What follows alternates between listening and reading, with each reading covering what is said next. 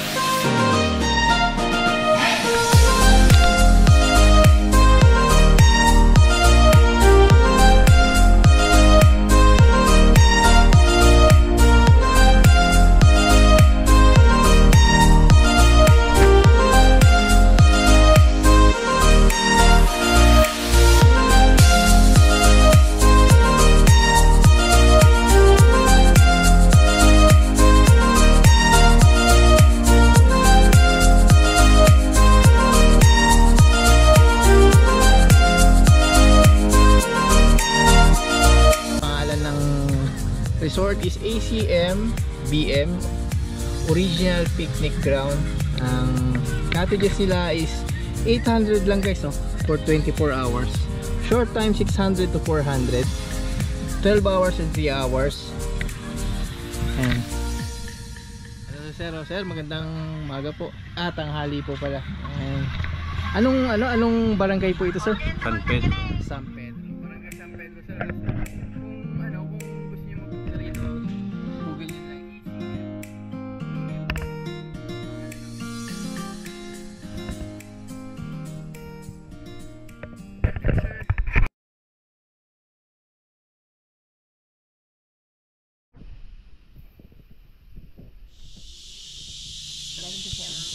niyo lang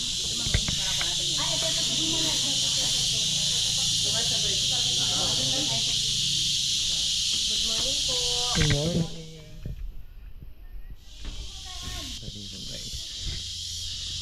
Guys, oh. Grabe, ang ganda dito.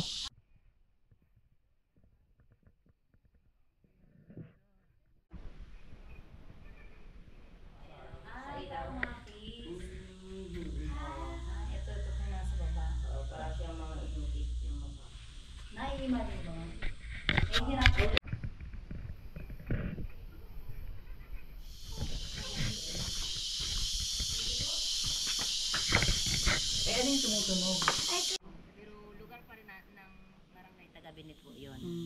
Anong sumakop dito?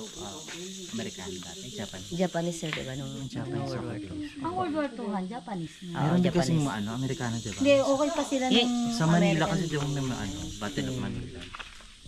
Halos ka ano niyan sir. Kasabayan. Kung nakapunta po kayo, kung napunta na ninyo yung sa may katedral, Hmm? yan, dyan noon yung parang pag sila, yung maglaban, nandoon yung mga boat, tapos may tunnel na yung pinagtaguan na doon sila sumusuot. Ang taas ng puno, oh. May mas matataas pa dyan sir. Oh? Opo. Yung halaman sa taas ng bato, yan din po tinatawag silang natural bonsai. Kahit anong puno po yan dyan. Dahil po, yun na malaki ng gusto. Ang alin po? Yung mga puno na nandiyan sa taas ng bato. Ah. Kumbaga, nasa 100 years na rin sila na nandyan. Pero ganun lang kalaki dahil nga po wala masyadong, walang lupa na na-absorb masyado, konti lang.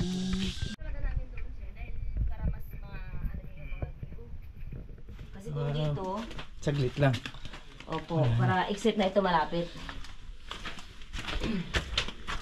Ingat yung head ha. Kukuhanin natin yung drone para Ingat yung head. To side. Excuse, mag-exit na kayo. Hindi, nitod lang kami kay, may naiwan sila na kukunin. Tapos yung salamin niya, hindi niya makita yung tinatapakan.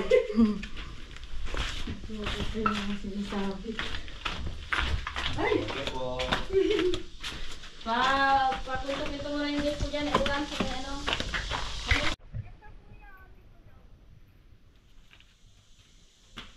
Ayan o. Opo ka din. Iyo dito pwede mo. Kaya dito.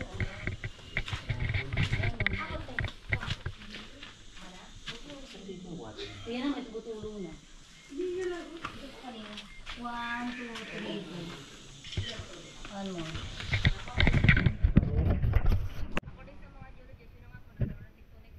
Nag-twist na i-push yung bahaging ito. Yan po kaya bakit siya nahati.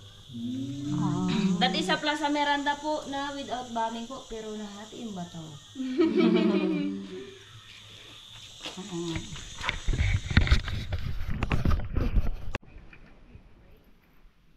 Say I love you po. I say I love you. hindi ako kasya dyanan.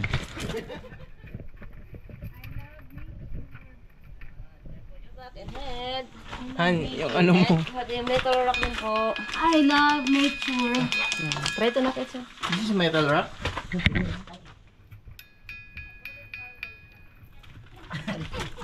Sorry, hindi ko I love nature na sabi.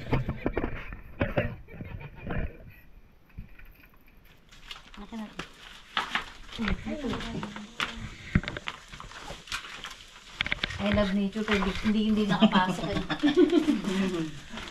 Yan, sir. Ako yung skyrock. 2, 3. Guys, oh, nakikita nyo to. Diba? Sobrang ganda dito, guys. Yung experience na mararamdaman mo pag nagpunta ka dito.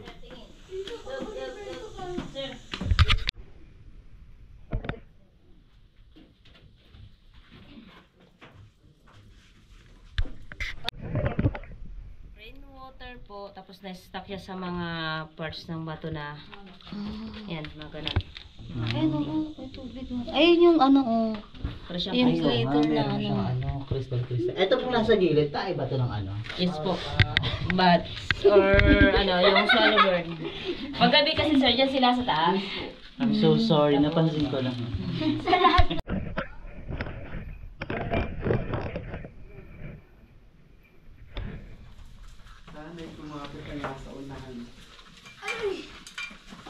Hintayin niyo ako dyan sir, sa taas ah. Asan na si Iman? Kaya gusto ko na magpa-ay. Sige ma'am. Ay, ganda ng view. Baka makabigis akong ganito eh.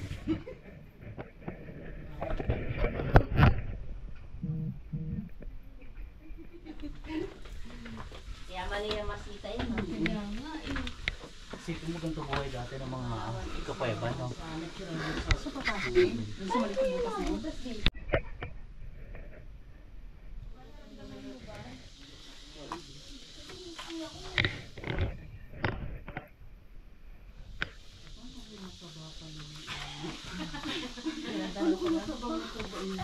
May day swim yung maliit mo. Ha? May day swim yung maliit mo. Sir, may case talaga. Dadaan.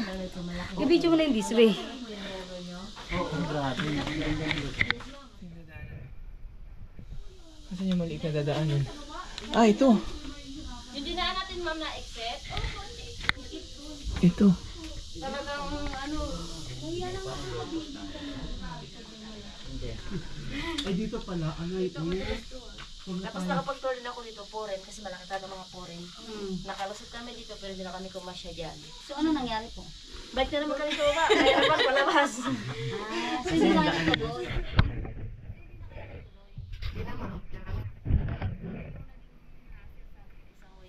Hindi lang pala. Ito yung dadaanan nyo.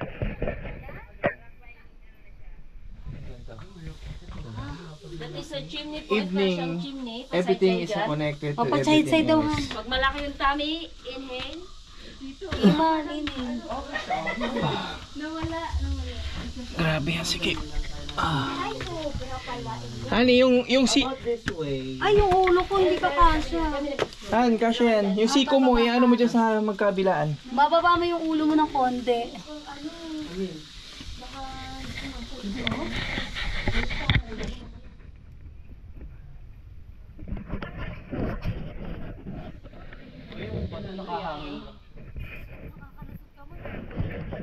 Yan, laki sila kahit lang pala.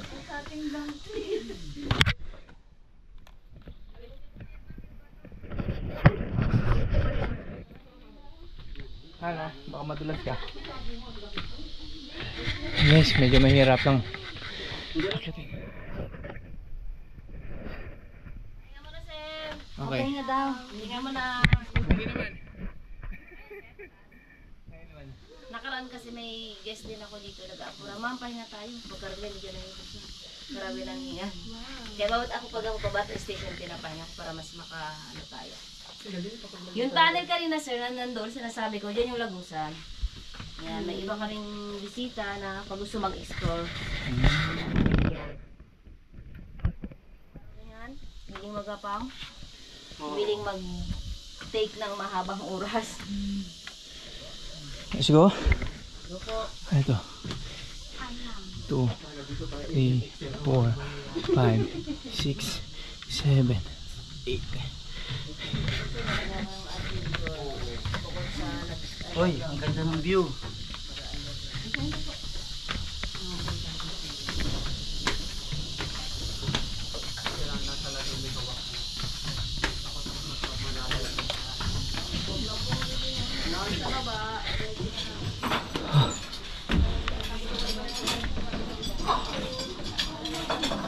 Ito na yung pinaka view deck nila.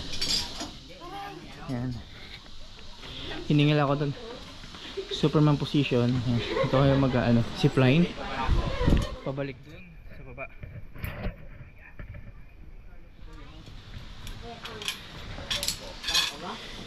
Oh. Babae lalaki na anak Yan guys, Lalaki. kita niyo yung ganda. Wag mo ako Grabe. usapan tayo. Lalaki yun. Ang ganda. Kala ko babae. May usapan tayo pag babae, bilihin ko. Oh. Good morning po. Dito daw. Good Doon po kayo morning. muna sa Ano yan ang ilikas na yan? mag-ayos ka. Usapin.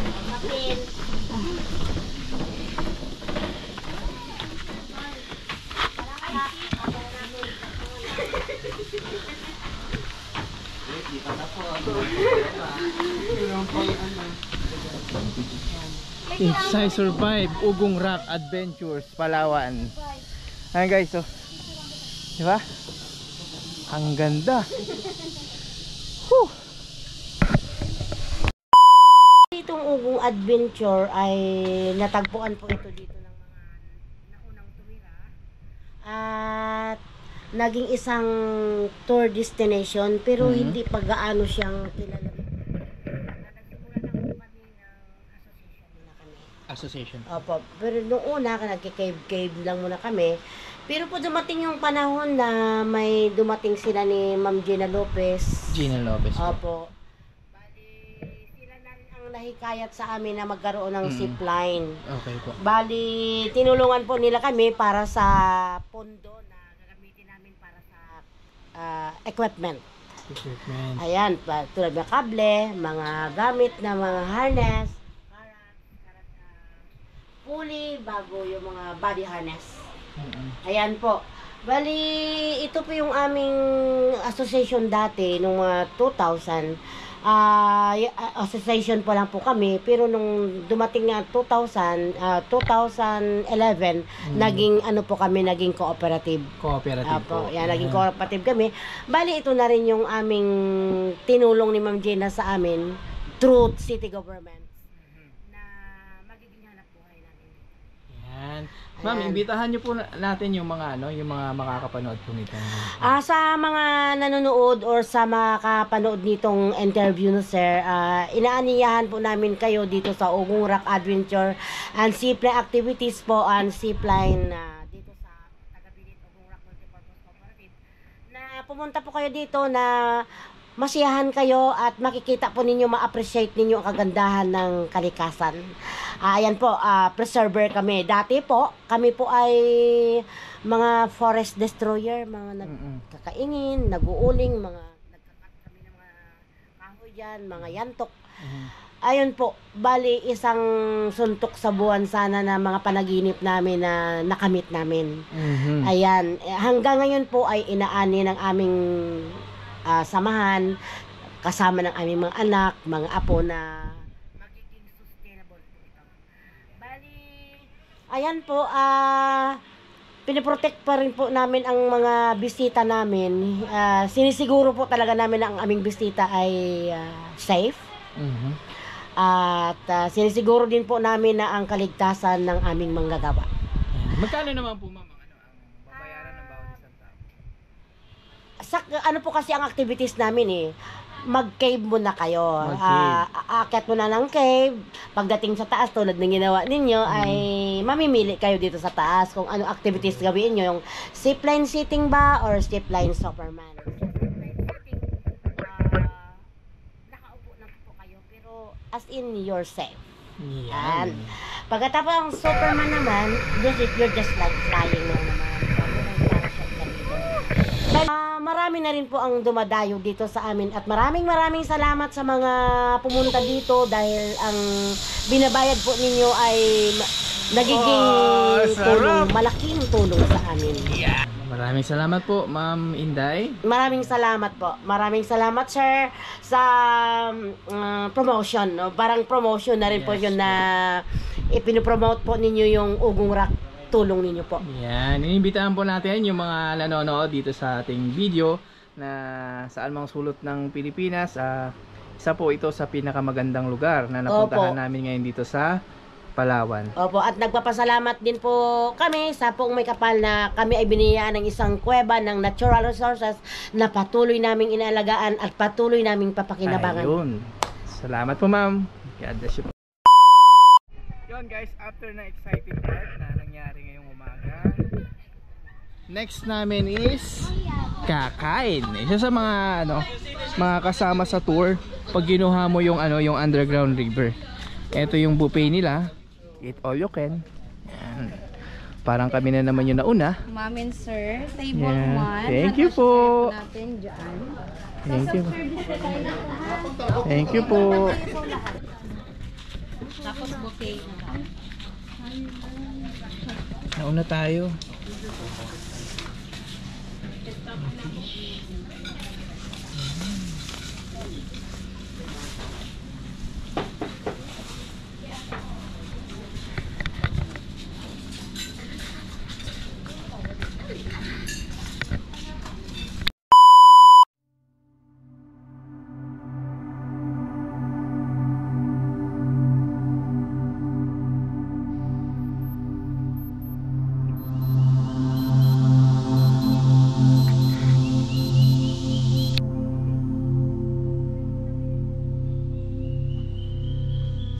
Mas maganda kung 4 na araw kayo dito sa Puerto Princesa para malibot nyo yung lugar.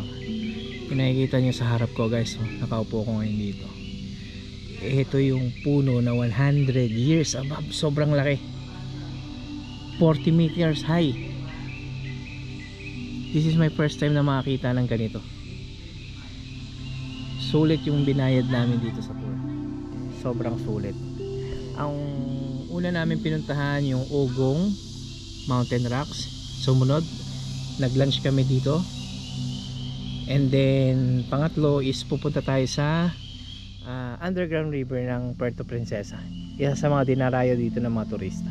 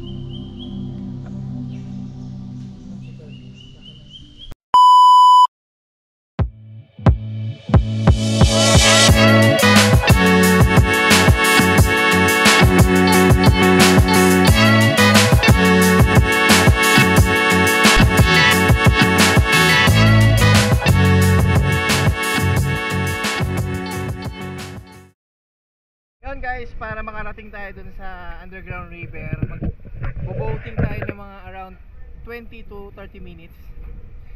Yan, sakto pag dating namin sasakay lang agad ng bangka. Yan guys, so, sa sobrang dami ngayong Holy Week. Oh. Tara! Sarap!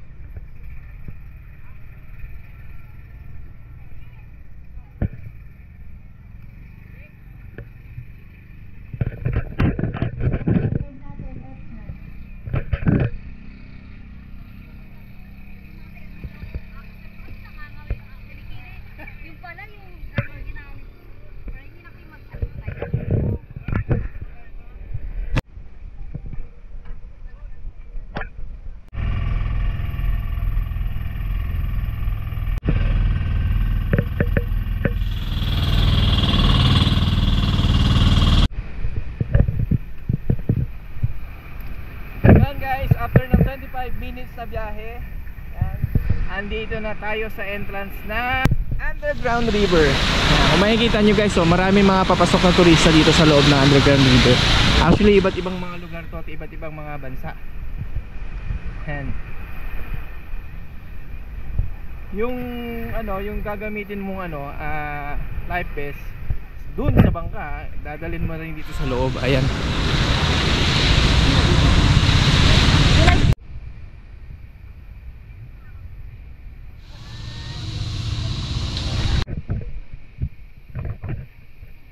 Pamilya sila, oh.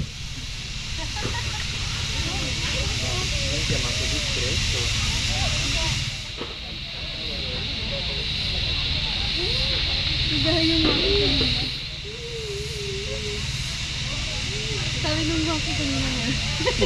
Nagbakal.